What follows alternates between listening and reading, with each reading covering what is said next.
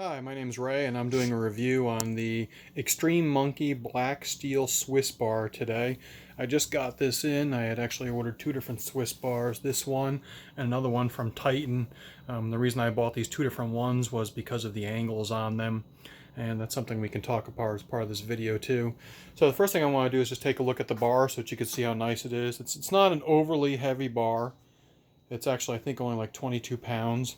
You can see it's got the ends over here. I've tested out the weights on it. They slide on without any issues. I've seen other manufacturers talk about stuff where people talking about how some things didn't slide on different bars, but for these normal Olympic weights that I have here, there's no issue here at all.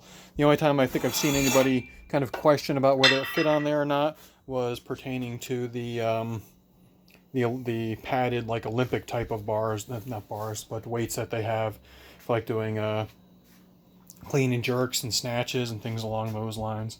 So it slides on there, no problem here. Here you can see, I've seen some things on different things where people talk about the welds on stuff. So you can see here the welds on this are pretty nice. This is welded all the way around. I used to be a welder in high school. I did 4 years of high school, and then I also was a diesel mechanic very early on in my life. And so I had to do some welding, but these are pretty nice looking welds. You can see over here how nice the weld is there, going around. And then over here you can see these welds where the bar actually connects, how nice those are. So it's a pretty nice weld together bar. It's nice and light. It's not an overly heavy bar, but you can see that it's fairly nicely assembled.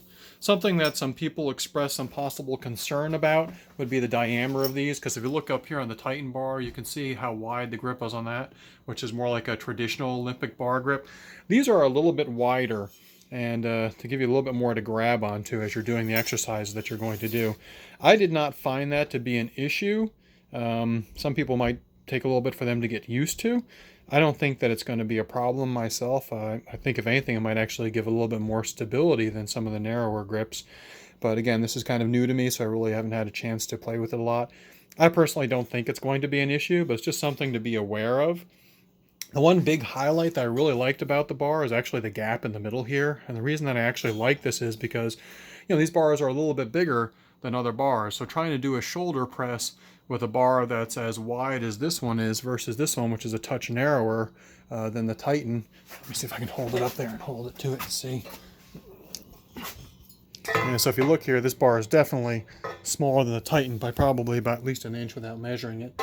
So it's not going to try and hold that up there with a single arm and try and figure it out. But this gap here in the middle was the huge selling point for me.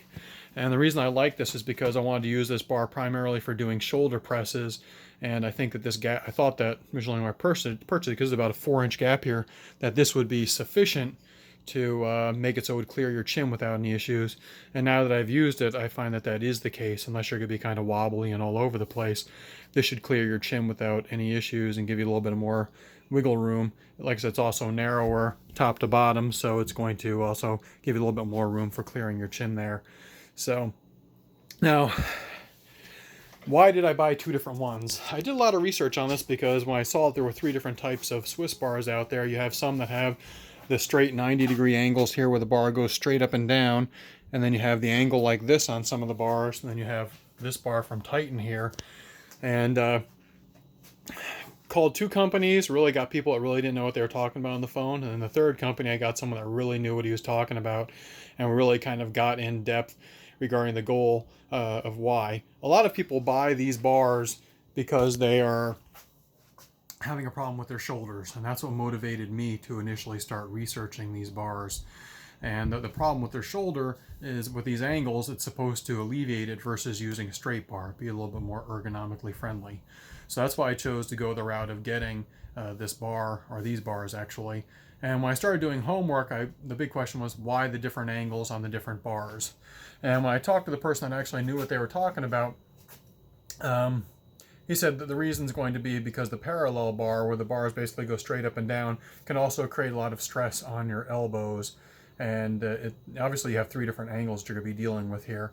So that's the reason that I said I decided not to get the one with the 90-degree angles on it or the parallel angles on it, was because of possibly creating a problem for my elbows. I'm almost 50 years old. I really don't want to do some dumb things that would could negatively affect my ability to work out, or my long-term longevity of my elbows or my shoulders from that point of view, especially being I already had an issue.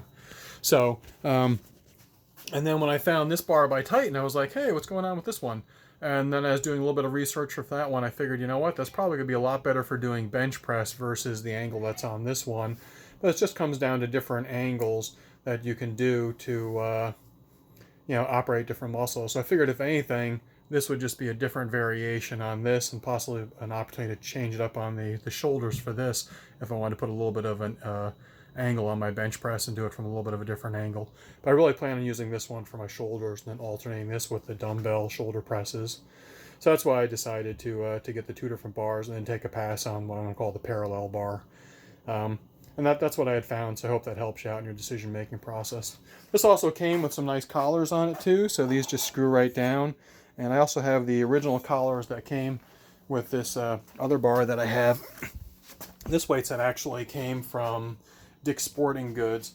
It's their fitness gear setup. Just so you know, you don't need to buy super expensive weight sets. I mean, this is a beautifully painted weight set, and this was under $200 for a 310-pound set.